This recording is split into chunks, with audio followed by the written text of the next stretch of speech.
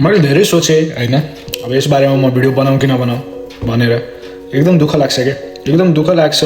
एक त premier लिगमा Manchester युनाइटेडले राम्रो खेल्दा खेल्दा खेल्दा खेल्दा लास्टमा गएर एकदम खतम खेलिरहेको छ। प्लस रियल म्याड्रिडको यो खेल हेर्दाखेरि एकदम डिसपोइन्टिङ है। अब आज म चाहिँ यहाँ एकदम टेक्निकल कुराहरू जो मलाई लागेको छ है त्यो बारेमा म कुरा गर्दैछु र धेरैको डिफ्रेन्ट ओपिनियन पनि हुनसक्छ, त्यसमा मलाई प्रब्लम भएन।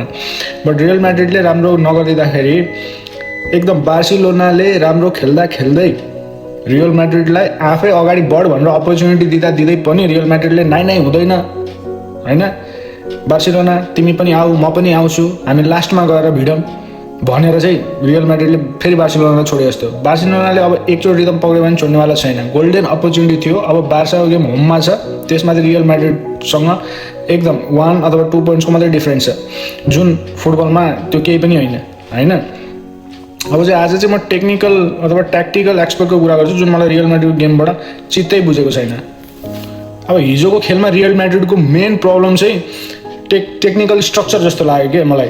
अब त्यसको मलाई लाइनअपै मन परेको थिएन। पहिलो कुरा डिफेन्सिङ सेप आउट अफ पोजिसन अवस्थामा, टिम कम्प्याक्ट थिएन, ब्याकलाइन र मिडफिल्डको बिचमा डिस्टेन्स धेरै ग्याप थियो, त्यसले अपोनेन्टलाई अभियसली हाफ स्पेसमा सजिलो एक्सप्लोर गर्न मौका दिन्छ।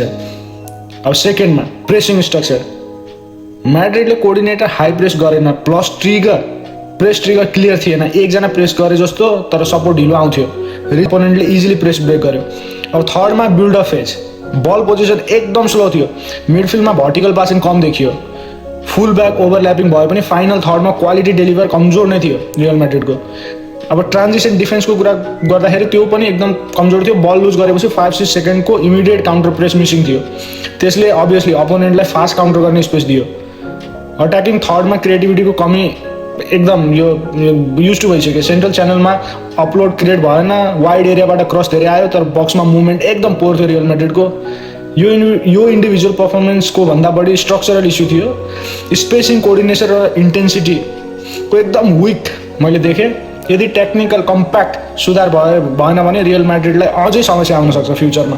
अब त्यसको कोचमा पनि अब क्वेसनहरू रेज हुन्छ। अब बिस्तारै फ्लो पकड्दै रियल म्याड्रिडले फेरि आउट अफ रिदम जाने चान्सेसहरू हाई हुन्छ होइन। त्यसमाथि पनि रियल म्याड्रिडको मलाई त्यो लाइनअप आउँदाखेरि अलिकति सरप्राइज भएको थिएँ होइन। अब काबाल इन्जुरीबाट आएको छ, अलावा इन्जुरीबाट आएको छ, त्यसलाई स्टार्टिङ लाइनअपमा क्वालिटी प्लेयरहरू हो होइन, क्वालिटी प्लेयरहरू हो। काबाल दाजु ब्यालेन्डोर जित्नुपर्छ भनेर कन्ट्रोभर्सियल पनि भएको थियो त्योभन्दा अगाडि रोड्रीले जित्दाखेरि होइन, क्वालिटी प्लेयर हो। तर इन्जुरीबाट आउँदाखेरि रिदम पक्र्नको लागि टाइम हुन्थ्यो। अब रोड्रीगर कमब्याक भइसकेको, किन स्टार्टिङ 11मा थिएन म अलिकति सकिङ थिएँ होइन। अब जिएस डिफेन्सिङ लाइनमा अलिकति कोअर्डिनेसन त मिल्थ्यो होइन सेन्टरबाट, अब त्यो पनि छैन। अब थाहा छैन, अब टिमको प्लान पनि हुनसक्छ अथवा त्यसरी नै फर्स्ट हाफसम्म रोकिसकेपछि सेकेन्ड हाफमा अलिकति अट्याकिङ फेजमा जान्छु भनेर रियल म्याड्रिडले त्यो मुभ पनि लिएको हुनसक्छ। एनिवे अब फुटबलको बारेमा त अब मलाई जति थाहा थियो मैले त्यति भनिदिएँ। अब यो बारेमा अब हजुरहरूलाई धेरै थाहा छ भनेपछि अभियसली कमेन्ट गर्नुहोस्, तर भेरी डिसपोइन्टिङ, एकदम दुःख लागेको छ रियल म्याड्रिड। Thank you.